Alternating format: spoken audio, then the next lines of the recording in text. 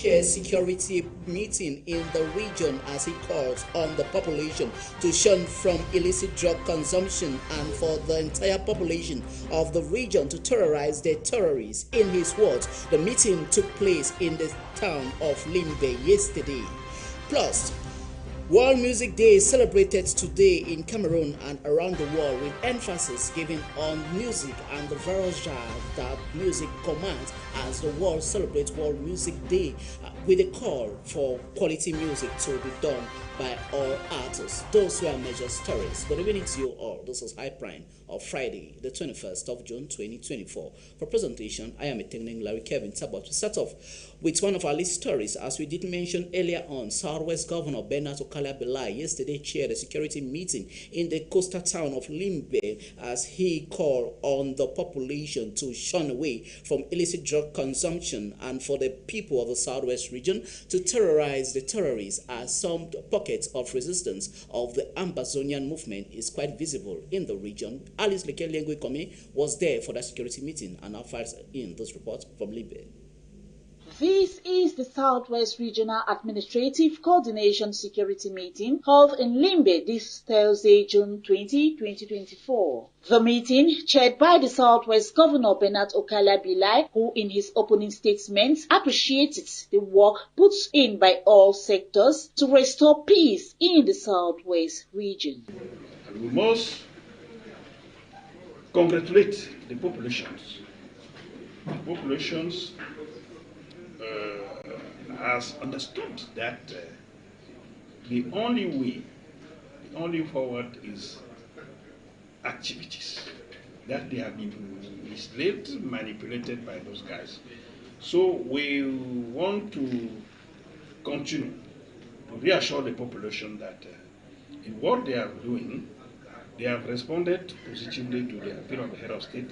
The administration, the forces of law and order are there to accompany them. So that is the situation in the Southwest region.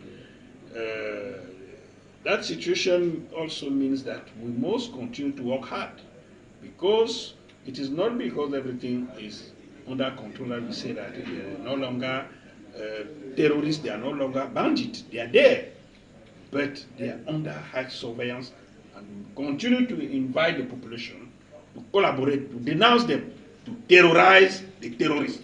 His Excellency, the Governor of the Southwest region, also in strong terms condemned the use of illicit drugs and sends out strong warnings to the perpetrators of this act. We are going to eradicate that phenomenon of drugs because it is destructive, it is catastrophic for the young men. And you know that this is the fuel for terrorists, because after consuming those drugs, they became like animals, they become like madmen. They no longer take mind about a human life. So we are going to eradicate. And those who are involved, if they are listening, they should go elsewhere. But if they continue to stay here, they will see what will happen. The meeting took place in two sessions. The first session saw different presentations from different sectors reporting the state of affairs in their various sectors. The second phase was an in-camera security meeting. The governor also mentioned the rampant chieftaincy titles in Fako division by deplorable ambitious individuals and called on all the chiefs to stay in their kingdom. WhatsApp hacking and other phenomenon of hacking is quite visible in Cameroon, as some unscrupulous persons take pleasure in committing the criminal act by hacking the phones of others, in which they go a long way to demand for money from loved ones and close contacts of the said persons in which that the said phone or WhatsApp accounts were being hacked. But there are ways in which Cameroonians and the larger public should do in order to curb on this phenomenon of hacking, as our reporter reports. Cybercriminality is fast gaining steam in Cameroon as cyber criminals are now increasingly present on the WhatsApp application as they now hack into the account of individuals, groups, and use the said hack account to extort money from loved ones, relatives from the said victim. She received a call from an English-speaking person calling her. She received a call from an English-speaking caller who explains they are in the same WhatsApp group with her. In order to gain her trust, he invited her for a webinar meeting that started in a few minutes and later on sent her a code whereby he called her to send the same code back to her. In the said process, her WhatsApp account was hacked and the hacker began to demand for money from her contacts, as this is one of their ways in which they function. E-reputation expert Began Jomi Eric explains that in the absence of WhatsApp passwords, hackers can now double open an account on a computer. Another possibility is that the hacker gets the telephone and scan the WhatsApp codes that enables him to open the WhatsApp application on another computers. Hackers now access the telephone, particularly WhatsApp account of their target, via a link. As once their victim clicks on it, it now personalizes their personal information and the hackers share the said information and data for selfish gains. Statistics revealed by the Agency for Information and Communication Technology and TIC shows that the economy of Cameroon lost 12.2 billion CFA francs to hackers in 2021, or as most of these hackers are former criminals who were incarcerated at the Douala, New Bell, and the Yaoundé Kondegi maximum security prisons. WhatsApp users and other application users in Cameroon are therefore advised to make the adequate use of securing their personal data at all costs. And we are sorry for the breakage in that report. We move on to the town of Limbe. This time around, a project to study and update the facelift of the town of Limbe has been launched by the Limbe City Council in collaboration with two key ministries, the Ministry of Housing and Urban Development and that of Economy Planning and Regional Development. In the meeting that saw the Senior Divisional Officer for FACO, Yang Mekala, who called on all stakeholders involved in this giving Limbe town a facelift was one that saw the city mayor and other local administration who were called upon to put hands on deck to make this work visible. We have reporter with our Limbe-based reporter. We have details with our Limbe-based reporter, Franklin Lyonga. For the past decade, the beautiful seaside resort city of Limbe in Fako Division Southwest region have been characterized with flooding, landslide, traffic congestion, insufficient street lighting, one access road into the city, just to name but these few. With the launching and putting in place of an update master plan, these challenges will be a thing of the past. This was the revelation made by its city mayor, Paul Efombe Lisombe Mbole Ngale, while launching the commencement of studies for the update of the Limbe Master Plan, which took place at the deliberating chambers of the council. In a city that plays host to several mega infrastructures like the Limbe Deep Sea Port, the Sport Complex, the gas plant, Sonora, CDC, Shante Nava, coupled with a geometric increase in its population, it was but necessary to set up a master plan as explained by its city mayor. In the aspect of the Limbe Urban Master Plan, this year she has offered us 20 million francs. That's a big, 120 million francs. And next year we are going to receive 90 million, another year 90 million. While we expect the rest to complete the 700 million from the country. And I want to assure you that today has made us, the city council, the administration of the city council, very, very, very happy, because As we launch this project, we know the vision of the City Council is going to be intact. With financial support from the Ministry of Urban Development and Housing already made available at the disposal for the commencement of the first phase with a duration for 6 months, volunteers have already been equipped and trained with the various methodology which will be applicable in areas such as landslide, flood, urban areas, where questionnaires will be collected from the city dwellers. The first phase is going to take something like 7 months.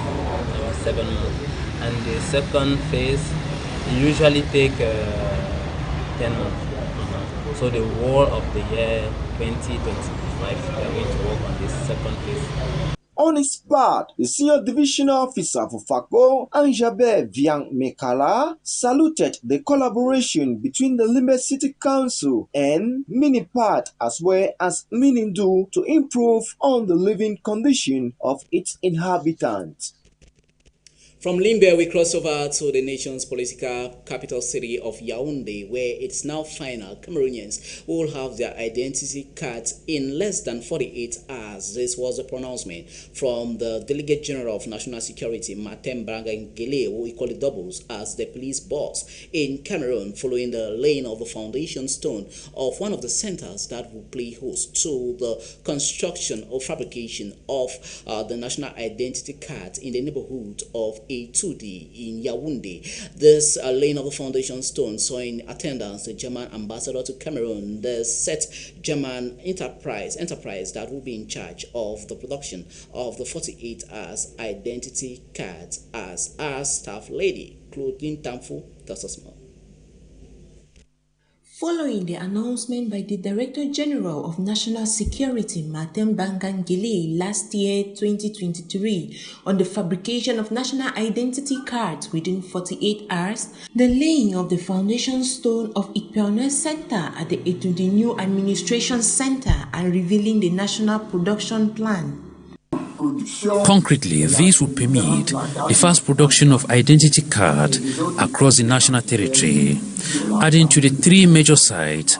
Enrollment and identification centers will be in the 58 divisions of the country, the renovation of all existing centers, and the creation of identification units in councils that do not have the new system and in population.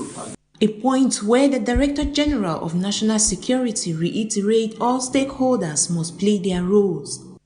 The same activity in the days ahead will be carried out in Douala and Garwa, 2 of the major sites by the technical partners Ajantic. Reassure the modernization of the operation from registration, production and deliverance for a duration of 2 days. It will be happily welcomed by all if it comes to realization.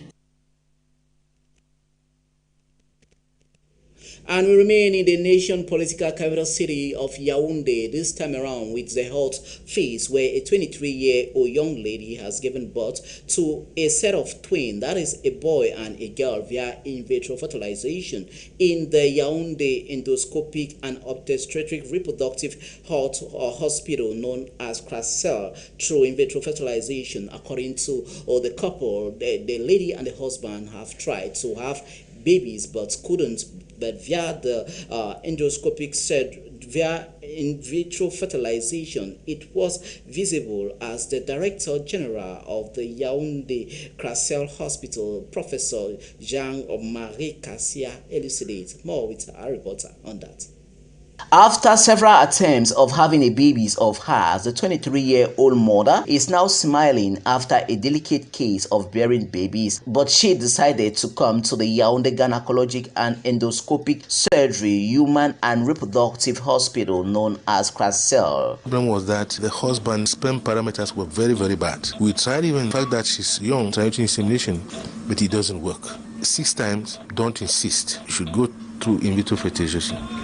Having her babies via in vitro fertilization is a medical reproductive procedure whereby an egg is removed from the woman's ovary and combined with sperm outside the body to form an embryo and later on placed on the woman, as at the end the scientific operation to bring forth a baby is set alike. This case of this 23-year-old woman will give birth to a set of twins, that is a boy and a girl, who bear 2,400 grams and 2,700 grams respectively, as the director of CRASCEL elucidates.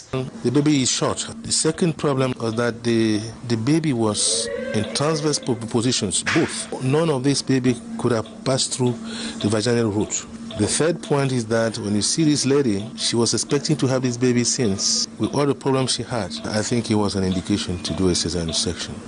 Worth mentioning is the fact that not all the cases of in vitro fertilization are delivered via a cesarean operation, as some cases are delivered via the normal ways, as in certain cases via cesarean operation can lead to bleeding and circumstances leading to the death of the said mother. With this case of the set of twins, CRASCEL Hospital in Yaoundé now counts a total of 492 babies delivered in this medical facility. To our viewers in Cameroon and around the world, you are watching High Prime. We move on to other news items. This time around, we revisit one of our major stories, as we did mention earlier. Today is World Music Day. They set aside to celebrate music and the way musicians carry themselves when it comes to entertainment in the music sector. This year's theme is being commemorated on the theme breaking down barriers, creating an inclusive environment for all in the world of music. Aisha Mbang takes interest in this entertainment story and now tells us more in better perspective.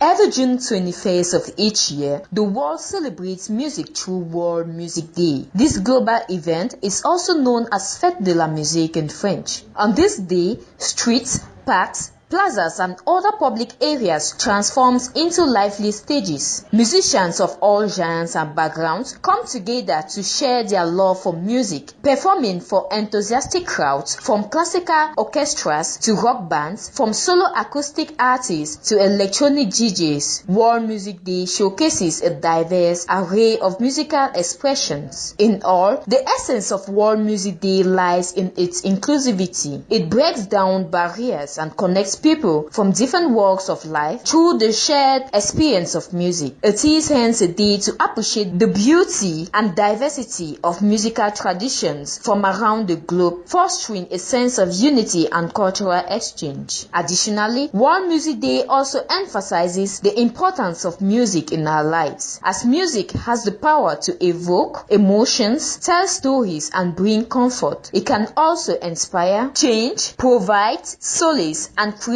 memories. To conclude, by celebrating World Music Day, we acknowledge the vital role that music plays in our societies and in our personal lives.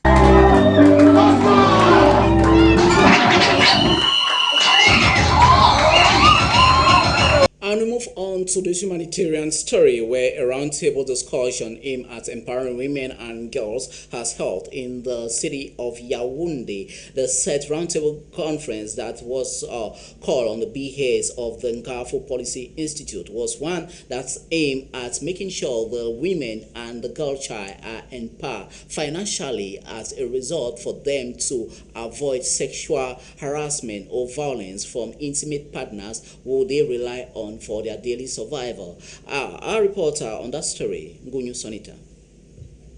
The roundtable, organized by the Ngafo Policy Institute, a think tank of the Ferretta Foundation, on June 20, was aimed at raising awareness of identified challenges facing women's empowerment. Despite making up more than half of the population, women in ACA still face low literacy rate, unfavorable land ownership policies, limited access to credit, among others. Law says that all the customs and usages which are repugnant to natural justice, equity and good conscience should not be applied, but we still have a lot to do, most especially as to advocacy, so that everyone knows that some of these bad customs and usages which affect women and girls negatively should not be applied. To the board chair of Hope for the Needy Association, women have the intrinsic power to lift the patriarchal system. We have 31 women in parliament, 31% of women in parliament. That is good, a good start. Let us consolidate that gain and build on it. Women should continue to uplift other women. Please do not put women down. Work in synergy. If you see your sister who is doing something good, validate them, congratulate them, uplift them, share their experiences with one another. That's why I'm working with them. I work with people who deliver the goods.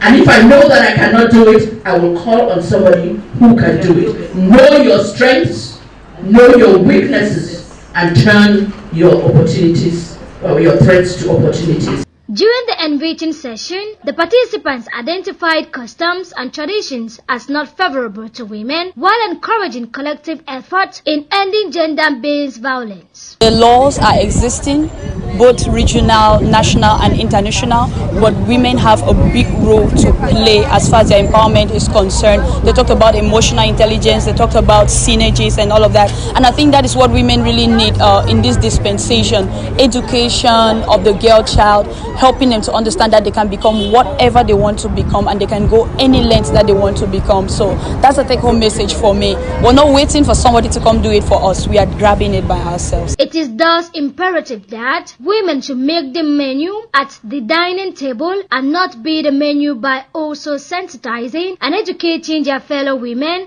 on women empowerment.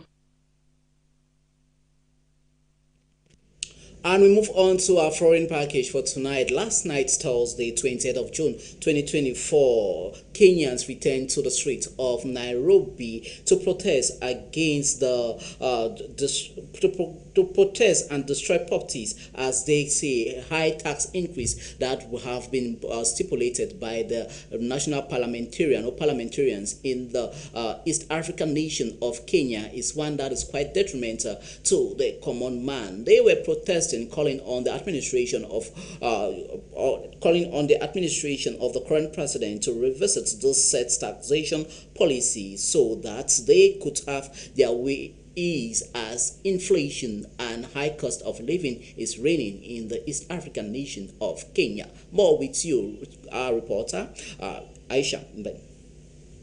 Kenyans returned to the streets of Nairobi on Thursday night, June 20th, tearing down CCTV cameras, setting fire to tires, and blocking roads to protest against proposed tax hikes in a finance bill that is being tabled in Parliament. Earlier on Thursday, clashes between police and the protesters took place and tear gas was used to disperse the crowds. Notably, the right to peaceful protest is guaranteed in the Kenyan constitution, but organizers are required to notify the police beforehand. Police generally gives a go-ahead unless there are security concerns. On Tuesday, more than 200 protesters were arrested in similar protests. Nevertheless, some major tax proposals in the bill were dropped after a Tuesday morning meeting between ruling party lawmakers and Kenyan President William Ruto. The chairperson of the Finance Committee, Kuria Kimani, said the proposal to introduce a 16% value-added tax on bread had been dropped.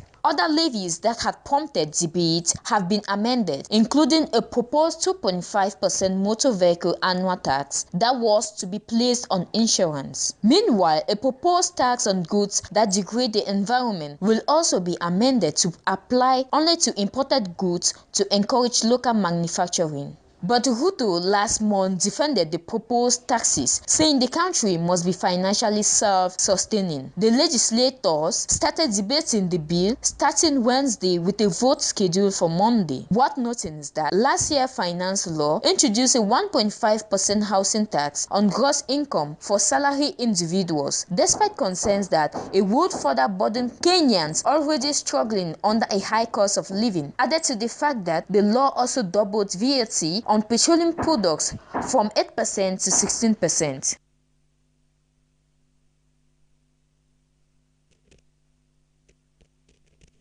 With that news story from Aisha Mbang on the austerity plan by Kenyans and the protests that we saw on the streets of Nairobi, this is where we'll conclude tonight's newscast, High Prime, of Friday, the 21st of June 2024. Thanks for watching, as Cynthia Lato will be here tomorrow exactly at 11 a.m. to trail you on all the roundup of the newsworthy information on today's or this week newscast. For me and the entire crew, it's a blessed stay in the company of High Television. Good night.